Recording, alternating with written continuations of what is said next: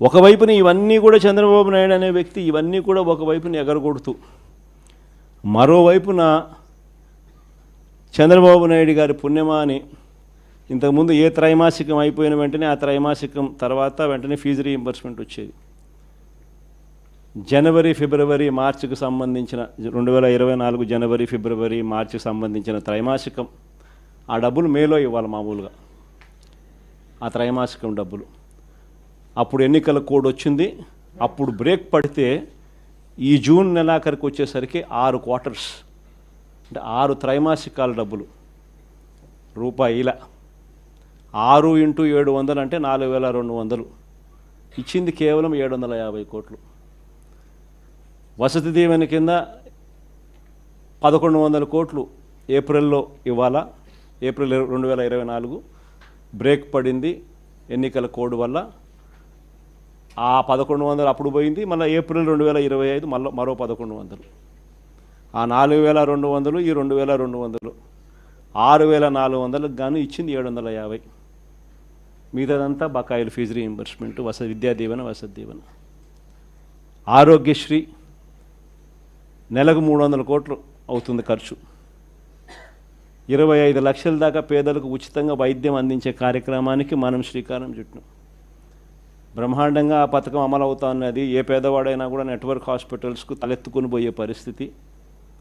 ఉచితంగా పేదవాడికి వైద్యం అందించడమే కాకుండా ఆరోగ్య ఆసరా కింద కూడా ఆ పేదవాడికి రెస్ట్ పీరియడ్లో కూడా డబ్బులు ఇచ్చి ఆ పేదవాడికి తోడుగా ఉండే పరిస్థితి నుంచి ఈరోజు పరిస్థితి ఏమిటి? ఆరోగ్యశ్రీ బకాయిలు నెలకు 300 కోట్లు అవుతే 12 నెలలు × 300 3600 కోట్లు బకాయిలు.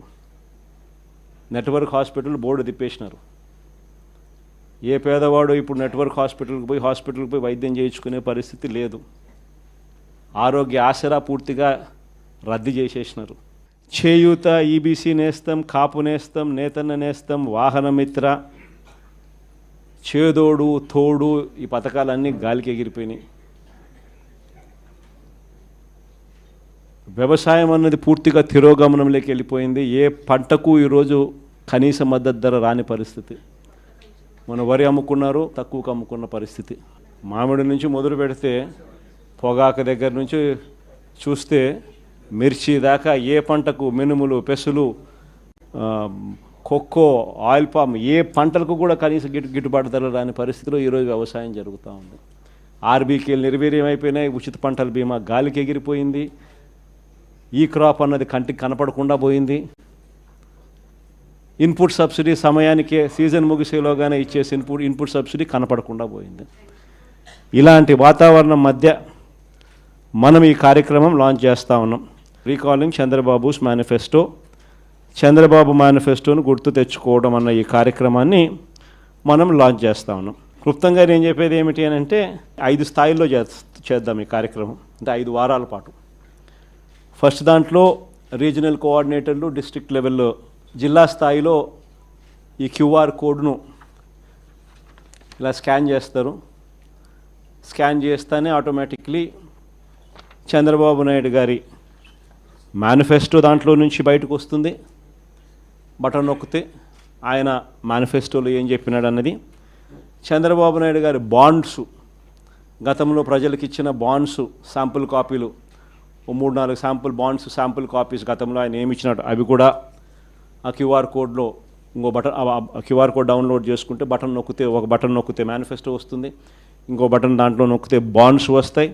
3వ బటన్ నొక్కితే ఆ బాండ్ల ద్వారా ప్రజలకు, అంటే ఆ కుటుంబానికి రావాల్సిన, ప్రతి ఏటా రావాల్సిన సొమ్ము ఎంత, నష్టపోయిన సొమ్ము ఎంత, లాస్ట్ ఇయర్ ఎంత నష్టపోయినారు, ఈ సంవత్సరం ఎంత నష్టపోయినారు అనే వివరాలు కూడా వస్తాయి.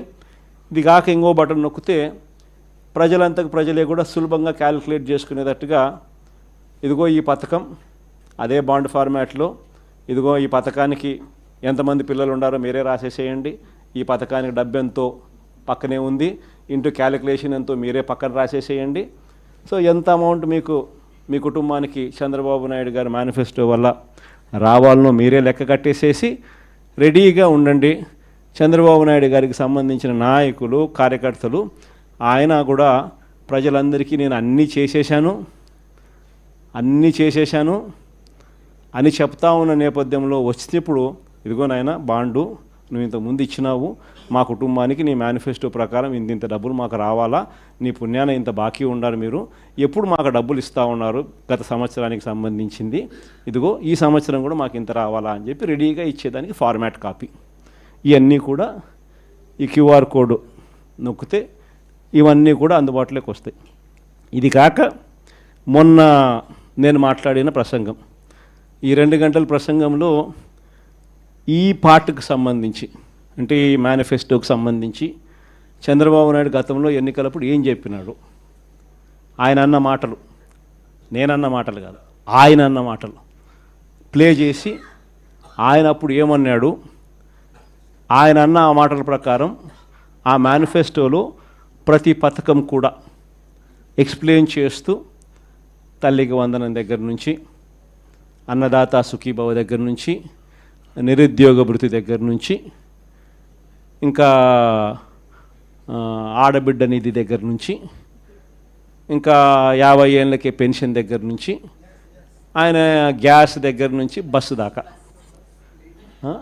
ఆయన ఏమేమి పథకాల మీద ఆయన ఏమేమి అన్నాడు అప్పుడు ఆయన అన్న మాటలు మేనిఫెస్టోలో ఆయన ఏం చెప్పినాడు అని మొన్న నేను సుదీర్ఘంగా 2 గంటలు మాట్లాడిన దాంట్లో ఒక అర్ధగంట బహుశా దీని గురించి మాట్లాడింటా. వీటికి సంబంధించి నేను మాట్లాడిన మాటలు చంద్రబాబు నాయుడుకు నీట్గా ఎక్స్ప్లెయిన్ చేస్తూ నేను మాట్లాడిన మాటలు పక్కనే చంద్రబాబు నాయుడు గారి మాటలను చూపిస్తూ నేను ఎక్స్ప్లెయిన్ చేసిన సందర్భం అవన్నీ కూడా పెట్టి నీట్గా అది కూడా ఎక్స్ప్లెయిన్ చేస్తారు. సో ఎవరికైనా కూడా ఆ బటన్ నొక్కినామనంటే ఫస్ట్ ఏంది మేనిఫెస్టోలో చంద్రబాబు ఏం చెప్పినాడు అనేది క్లియర్ కట్గా నాది వినిపించేస్తే ఆధారాలతో సహా అందరికీ ప్రజలందరికీ తెలుస్తుంది. దాని తర్వాత ఇంకో బటన్ నొక్కితే చంద్రబాబు నాయుడు గారి మేనిఫెస్టో కనిపిస్తుంది. తర్వాత ఇంకో బటన్ నొక్కితే అప్పట్లో చంద్రబాబు ఇచ్చిన బాండ్స్ వాటి వివరాలకు సంబంధించి ఫార్మాట్ వాటికి సంబంధించిన కొన్ని ఉదాహరణ కాపీలు కూడా కనిపిస్తాయి. తర్వాత ఇంకొక కాపీ నొక్కితే ఈ ఫార్మాట్లో మీరు ఎంత నష్టపోయినారు, లాస్ట్ ఇయర్ ఎంత నష్టపోయినారు, ఈ సంవత్సరం ఎంత నష్టపోతున్నారు, వీటికి సంబంధించిన వివరాలు మీరు రాసి రెడీగా అడిగేదానికి సిద్ధంగా ఉండేదానికి ఉండే కాపీలు ఇవన్నీ రెడీగా ఉంటాయి. కార్యక్రమం ఎక్స్ప్లెయిన్ చేస్తూ ఇవన్నీ కూడా ప్రజలకు బేసిక్లీ ఏంటంటే ప్రజలకు వాళ్ళ చేతిలో పెడతా ఉన్నాం. మీకు ఈ మేనిఫెస్టో వల్ల చంద్రబాబు నాయుడు ఎంత బాకీ ఉన్నాడో మీరు లెక్కలు కట్టండి. కట్టిన తర్వాత ఈ కార్యక్రమంలో మీరు ఎంత నష్టపోయినారో తెలుసుకోండి. తెలుసుకున్న తర్వాత మీరు గట్టిగా నిలదీయండి అని చెప్పి గట్టిగా అడుగుతా ఉన్నాం. వెనుపోటు దినం కూడా బాగా చేసినారు అందరికి కూడా. In fact my appreciation to all of you. రాష్ట్రంలో ప్రభుత్వం మారి సంవత్సరం అవుతూ ఉంది.